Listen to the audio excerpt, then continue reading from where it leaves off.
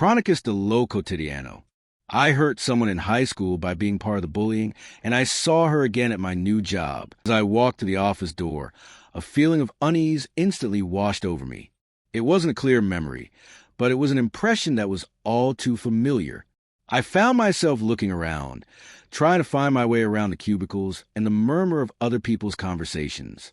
That's when I saw her. Camila. She hadn't changed much, but there was something about her gaze that disconcerted me. It was cold, distant, as if she didn't recognize me at all. Despite the fact that we had shared the same space years before, our relationship had never been close, not even a simple greeting. And the coldness with which she greeted me, without the slightest intention of showing a hint of cordiality, made it clear to me that nothing had changed between us. We met in high school, in a class where practically all the students spoke to each other and shared different subgroups. We were never close, but our circles intersected on more than one occasion. However, there was a day when the little friendship we shared vanished. I clearly remember that day. We were in a group chat that, as always, veered toward pets. Between laughs, I made a joking comment about people who had cats. Really? Who in their right mind would choose an animal that despises you, scratches you out of affection, and pees on your things? It was just a silly, unintentional thing, something I thought everyone would take lightly. But Camila's expression changed in an instant. I didn't know then that she had cats, and, even more so, a very special bond with them. My joke, far from making her laugh, hurt her deeply. She just got up and left. From that moment on, her attitude toward me changed completely. She wasn't the same anymore, and worse, she started avoiding me. Her closest friends, those who remained in the group, told us that they'd been pestering her about the same issue in her classroom for quite some time. As is often the case at that age, any excuse is good enough to make someone's life difficult, especially when it was clearly a topic close to her heart. Camila tried to ignore them, but always seemed to me that the episode only made things worse for her. We also happened to go to the same high school, but we didn't hang out much. One day, during our senior year, while we were on break, I saw Camila surrounded by her friends taking a call. Her expression immediately changed, and I couldn't help but notice tears welling up in her eyes.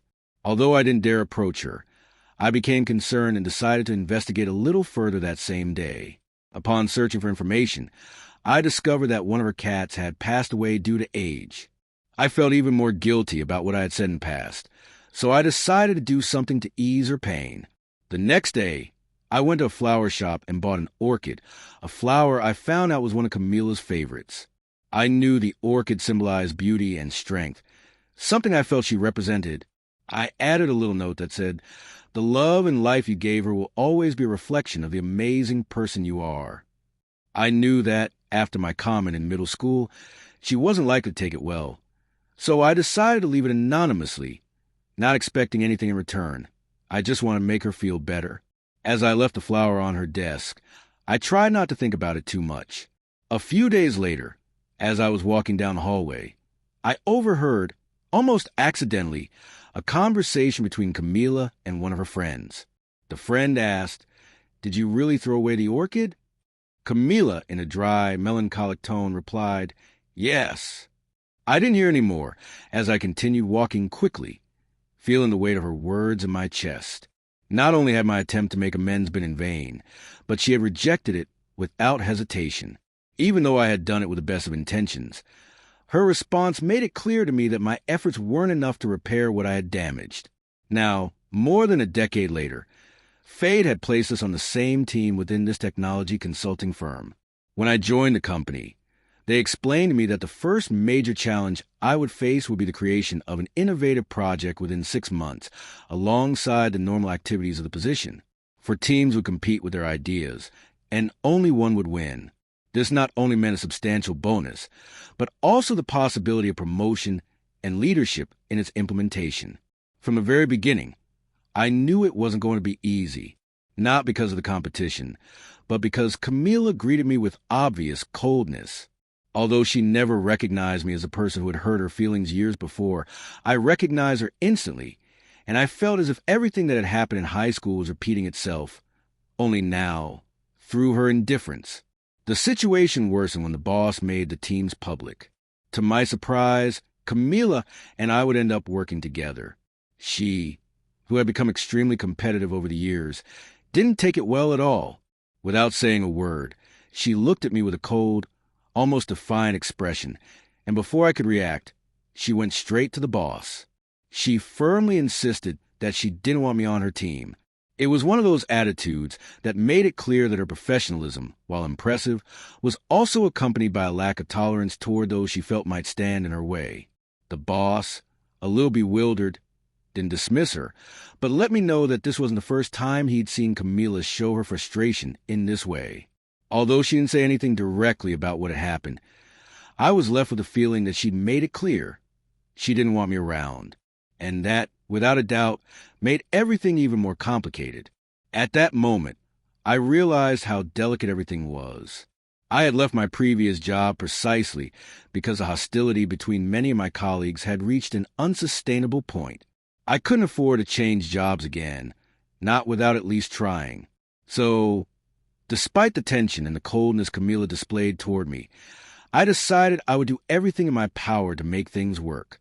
I knew it wouldn't be easy, especially with the animosity between us, but I had no choice. I was determined to do the job to the best of my ability, despite the relationship that had broken down between her and me. This was my chance to prove that I could do things right, not only for myself, but also for the team and the company. I'll confess that at one point I thought maybe I should let her know who I really was, tell her about what happened in the past, just to put my mind at ease.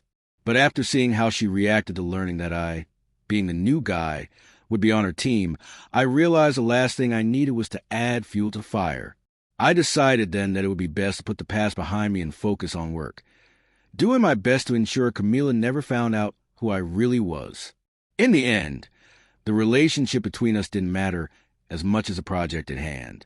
The days passed, and although at first I wasn't given much attention because I was a newcomer, I didn't do much to get involved in team discussions either.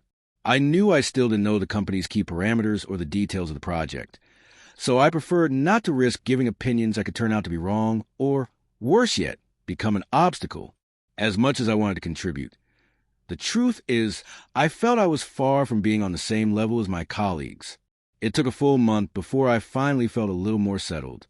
I started staying late some days to catch up on work, reviewing documents, and making sure I understood every detail. Although I thought no one would notice, I was surprised that Camila, in her subtle way, let me know that she had noticed. One day, without realizing it, I stayed much later than expected. By the end, I was so exhausted that I couldn't even sleep well that night. The next day, when I arrived at the office, something strange happened. Camila, who had never been one for details, started handing out coffee. She appeared with a tray of cups and began handing them out to the team members. When she reached me, she handed me the cup with an almost imperceptible smile and, in a whisper, said, "I think you need this more than anyone." It was such a brief comment, but with a tone that made me feel watched, as if she knew I'd stayed late without her having any reason to know. Without saying anything else, I drank the coffee and returned to my seat, feeling strange, but also with a sense that something was changing between us. That small gesture from Camila, which seemed as simple as offering me a cup of coffee, gave me the confidence I was lacking. Something so simple made me feel like, perhaps, I was no longer just a new kid on the team. I thought that, even though my idea wasn't completely finished yet, I could present it. During that day's meeting, I recalled a proposal I had developed to present at my previous job, hoping to get a promotion. Not only did it have value in that context, but it could also be the perfect foundation for this project. Although I had put aside when I changed jobs, now, faced with this new challenge, I realized it was what we needed to move forward. When I shared it with the team, their initial reactions were hesitant. I knew it was risky, but I felt it was solid enough to at least discuss it. Camila, who had treated me so coldly in the past, surprised everyone. Far from rejecting the proposal, she looked at me and, with a firm resolve, suggested we should stay a little longer that afternoon to refine the idea. Even though it was a Friday and no one had to work that weekend, she was the only one who agreed to stay and dedicate more time to learning about the proposal. While the others left, Only Camila and I remained. Although I initially thought it would only be for a few minutes, we ended up staying for hours more. During that time, I felt like part of the team for the first time. Camila, who had been so critical in the past, understood the proposal perfectly. Not only did she accept it, but she complimented it with suggestion that she felt should be included in the project from the beginning, but hadn't found a way to introduce. With her input, the idea took on a new, much more solid and concrete form. Although there were still details to be resolved, we had achieved something together. We didn't want to waste any more time. It was best to use those days to structure a proposal under the project's conditions. We'd already wasted 1 month of the 3 we had available.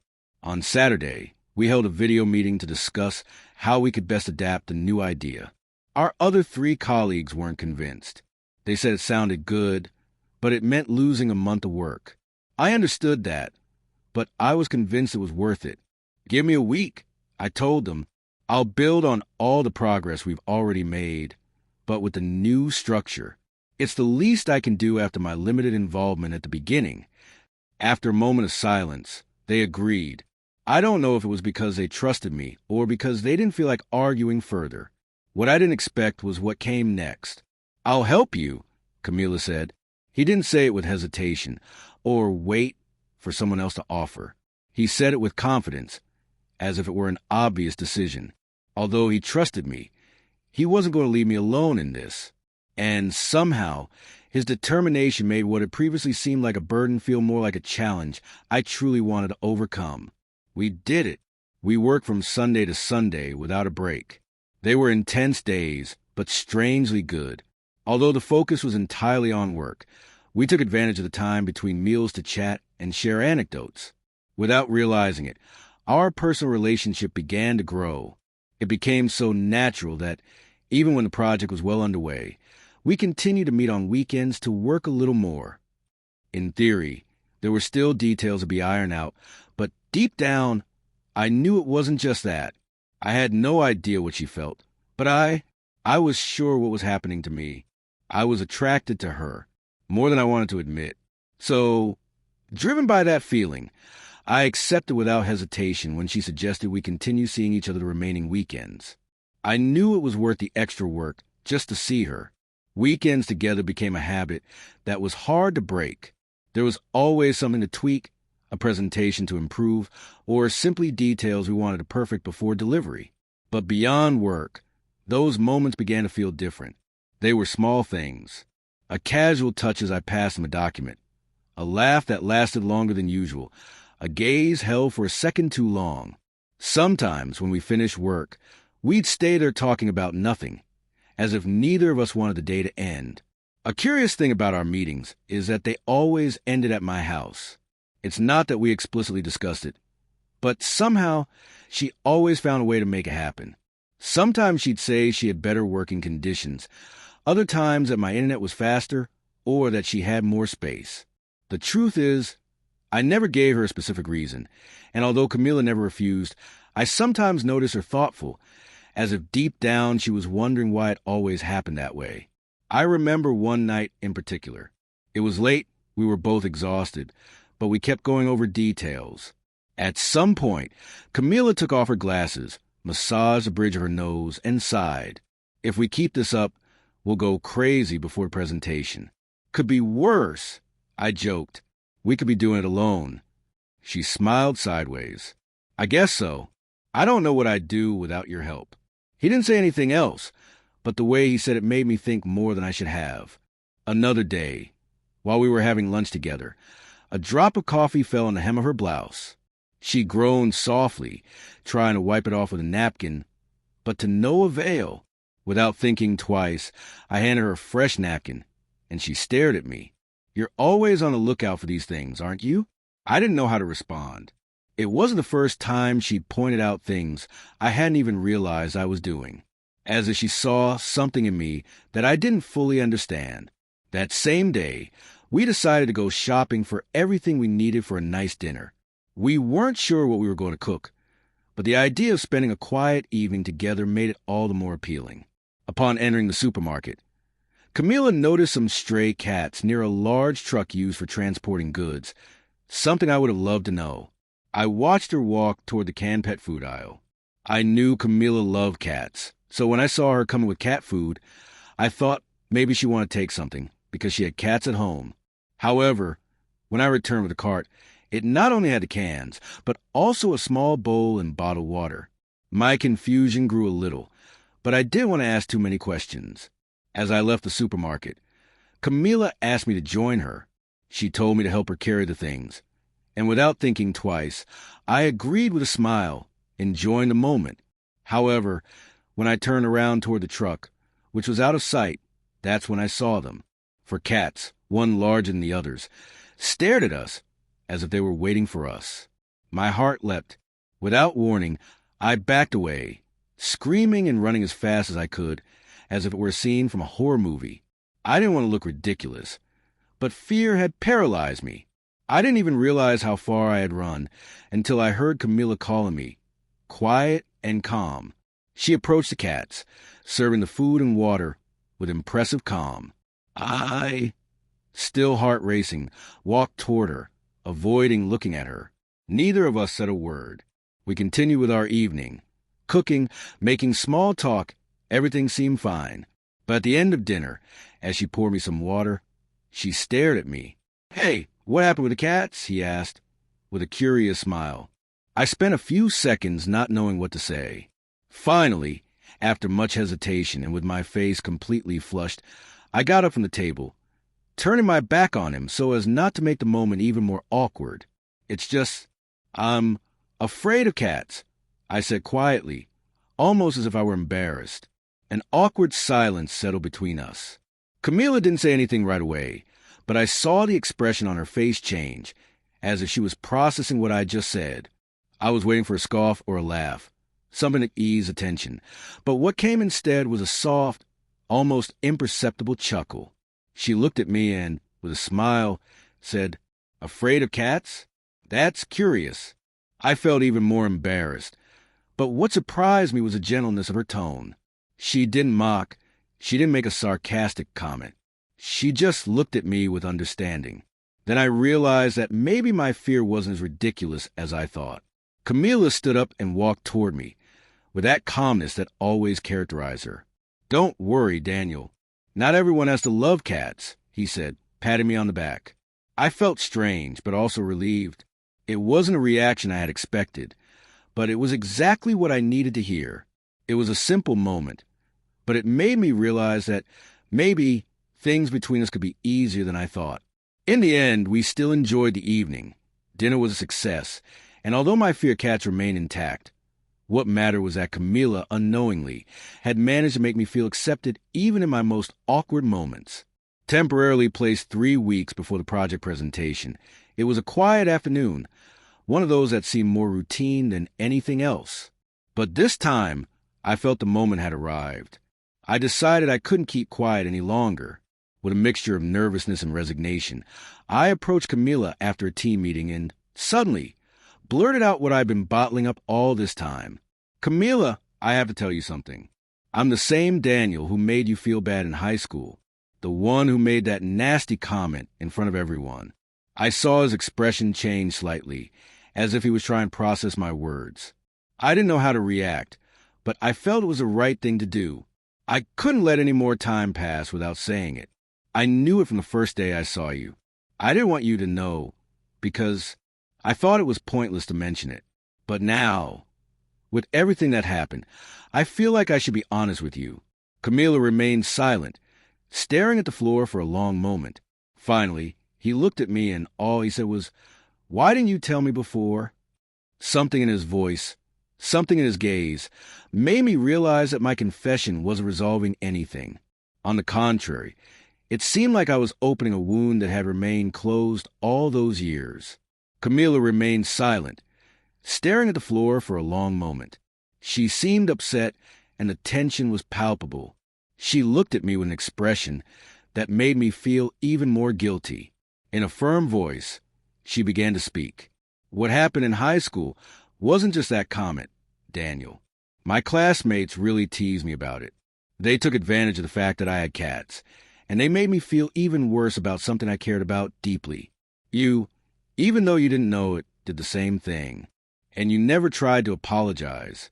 I was speechless, realizing that my comment had been only part of a painful process for her. Camila took a deep breath and continued. I don't know if I'm more upset about the apologies I never received or the fact that, despite everything, you never told me it was you, the same one who made me feel so bad. Camila stood up, looked at me one last time, and firmly said, For now, I don't want to have anything to do with you that isn't work-related. And so, the after-hours meetings ended. We limited ourselves to talking only as much as was necessary for project, keeping everything professional. The days passed between tasks and presentations, with the tension palpable as the day of the presentation drew closer. The Friday before the presentation, I felt like I couldn't keep everything bottled up any longer. I decided to text Camila, something I had been mulling over for days. I didn't want to wait any longer or let things go unresolved, so I gathered my courage and started writing, Hey Camila, I know this might sound weird, but I want to apologize for what happened in middle school. The comment I made about cats and their owners was completely out of line, and while I didn't realize how bad it might have made you feel at the time, I've always regretted it because I immediately understood how wrong it was. Also, and here's the funny part, and a little embarrassing to be honest, years later I realized that that comment may have been influenced by my intense fear of cats. It's something I developed from a very young age due to bad experiences with stray cats. I want you to know that I'm not justifying what I said. I'm just trying to explain it. I also want to apologize for something I heard once, when you told your friend that you threw away the flower I sent you. I didn't think it would upset you so much. My only intention was to make you feel better, especially since I knew what you'd been through with the loss of your cat. I'm sorry my attempt at peace went so wrong. I know knowing it was me who sent it made you not accept it, but I just wanted you to know that I did it with the best of intentions. I don't expect you to forgive me or for everything to go back to the way it was, but at least I want you to know that I'm truly sorry. When I sent the message, I didn't know what to expect, but what I felt at that moment was the need to release that weight I've been carrying for so long. I just hoped that, at the very least, Camila would understand that, although my actions were wrong, there was never any bad intention on my part. I was able to confirm on the messaging app that she saw them, although I never got a response. When the day of the presentation arrived, I arrived early, but almost everyone was already in the room. Upon entering, I decided to sit next to Camila, but as soon as I did, she, almost instinctively, got up and went to sit somewhere else. It was a brief reaction, barely a couple of seconds, but for me it lasted an eternity. The weight of that action fell upon me with an unexpected force, as if everything I'd tried to leave behind had suddenly hit me full force. That was the answer I never received. I wouldn't forgive myself.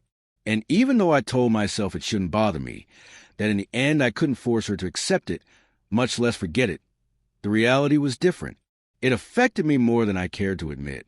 I felt the muscles in my jaw tense, my chest tighten, the noise in the room become a distant echo as I tried to pretend I didn't care. My reaction was so obvious that, after a few seconds, Camila decided to speak to me. In an unusually calm tone, she simply said, We must concentrate on the presentation.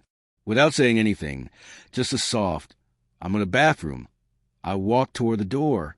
I took a moment to calm myself, enough to walk back in without anyone noticing what was happening to me. When I came back, we did the presentation, and it went great. It was surprising how well we worked together, so much so that the chemistry between us was undeniable. It was evident in every word, in every intervention, in the way we complimented each other's ideas without needing to rehearse too much. From start to finish, no one in the room lost their attention. We managed to keep them completely immersed in our presentation. When it was over, while everyone waited for the results, my only thought was getting out of there. Finally, they announced that our project wasn't the winner. Without thinking twice, I used that as an excuse. I approached my boss and told him I was feeling ill and that it would be best to leave. He looked at me with some concern, but without hesitation, he authorized me to leave. You did very well, he said. Congratulations. But at that moment, I barely processed it. I just nodded and walked out of the building without looking back. Leaving the office, I walked aimlessly. I didn't want to go home right away. I needed a break from everything. Before I knew it, I ended up in front of a movie theater. I hadn't been there in a while, even though it had always been one of my favorite activities. I checked out the listings and, without thinking twice, bought a ticket for the first available showing. The movie completely captivated me. I don't know if it was because it was actually good or because, for the first time all day, my mind stopped racing. When it ended, instead of going out, I stayed in the lobby for a while. I still didn't want to go home. I took a chance and bought a ticket to another movie, even though I had no idea if it would be worth it. I didn't care too much. I just wanted to stay there, to continue feeling disconnected from everything. When the second movie ended, I looked at the listings again. I hesitated for a moment, but in the end, I decided to stay for one more. It was absurd, I knew, but after so long without going to the movies, after everything I had been through that day, I felt I owed it to myself. I left the theater quite late, feeling exhausted, but at the same time, a little lighter. Although nothing had really changed, at least for a few hours, I had found some respite. When I finally got home, fatigue washed over me. I didn't care about what happened at work or the things I had left unfinished. With everything I had been through that day, all I wanted was to completely disconnect. As I placed my phone on the table, I remembered I had put on silent to avoid being interrupted during the movies. I didn't realize how many calls and messages I had until I sat down to rest. I didn't check anything. Instead, I let my tiredness take over and decided not to deal with anything else for that night. I didn't even worry about messages from Camila or the guys on the team. Why? It was too late to apologize or give any explanations. I just wanted to rest. So I opted to call in sick to work. I didn't feel like seeing anyone or dealing with any issues. The next day, I stayed home, ignoring my phone completely. I ordered all my food through apps, not wanting to have anything to do with responsibilities. The day passed slowly, almost as if I were in limbo. I didn't answer messages. I didn't return calls. I just sank into the stillness of my space. The next day, I woke up ready to face whatever lay ahead, even though I had no idea what I was going to find. What I did know was that I felt a little calmer, although still weighed down by everything I had left behind. But as always, reality never took long to catch up with me. When I arrived at work, the first person who saw me was Camila. As soon as she saw me, she ran up to me and hugged me with a look of happiness and concern. She let me know she tried to reach me several times. It was like a little Band-Aid for my soul. I decided to joke around with her to lighten the mood a little. "So were you worried?" I said, smiling. Camila blushed a little before answering, laughing, as relaxed as ever. "It wasn't that bad, Daniel." Before I could say anything else, he reminded me that the boss was waiting for us. Although I was a little worried about what might come next, the truth is I didn't expect what happened next. When we arrived at the meeting room, my boss broke the news to us. Today was the last day to give a final response on the proposal we had presented. Since I was the only one who wasn't up to date because I hadn't responded, they explained to me that the presentation had been a resounding success. The project had impressed the bosses so much that they didn't just think of it as just another project, but believed it had the potential to open a new subdivision of the company. It was a risk for them, yes, but they trusted the team so much that they decided to take the risk and invest. "So, yeah," I said, feeling somewhat euphoric about what we were accomplishing. My colleagues nodded enthusiastically. It wasn't easy to refuse. Although there wouldn't be an immediate bonus, the promotion awaiting us was much better. We spent the entire workday discussing a few more details, finalizing everything so we could sign the new contracts the following Monday and begin the division's expansion.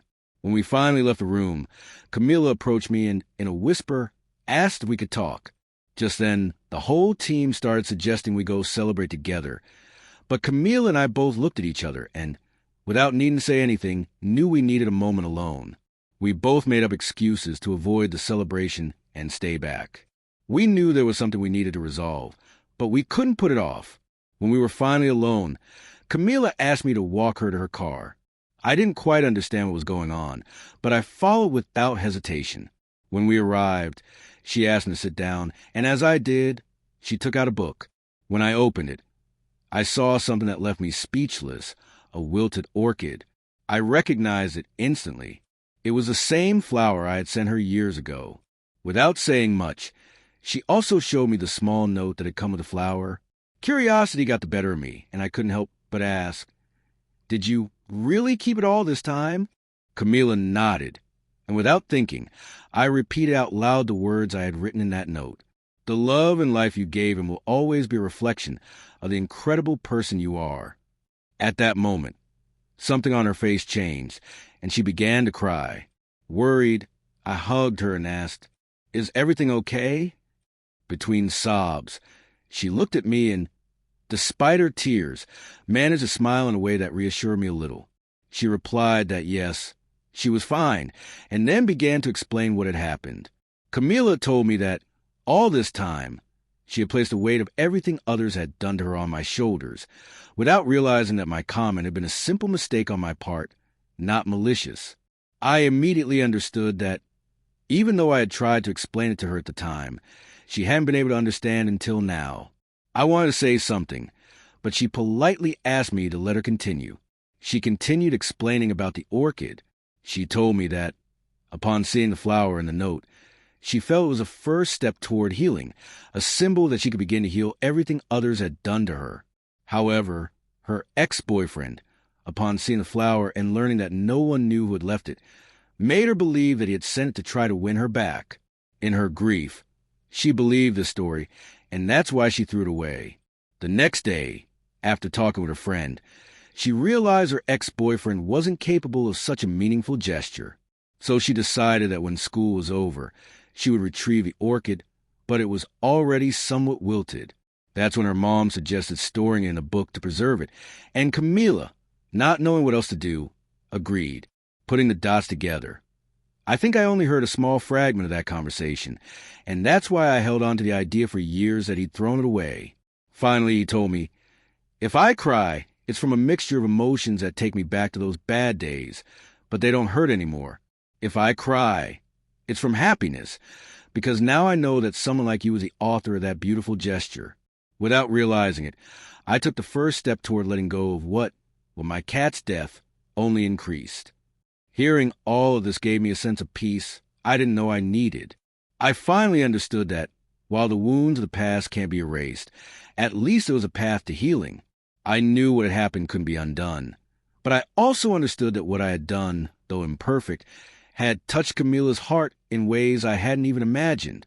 After everything we'd talked about, I couldn't help but approach Camila again. She looked at me, and without another word, we hugged again.